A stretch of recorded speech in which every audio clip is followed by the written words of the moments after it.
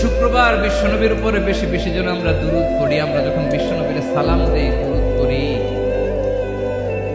একদল স্পেশাল ফেরেশতা আছে যারা বিশ্বনবীর দুরূদটা নিয়ে সরাসরি বিশ্বনবীর রওজায় যায়, যে বলে অমুকের বেটা অমুক আপনারে সালাম দিয়েছে। বিশ্বনবী নিজ কবরের থেকে নিজেই সালামের উত্তর দেয়।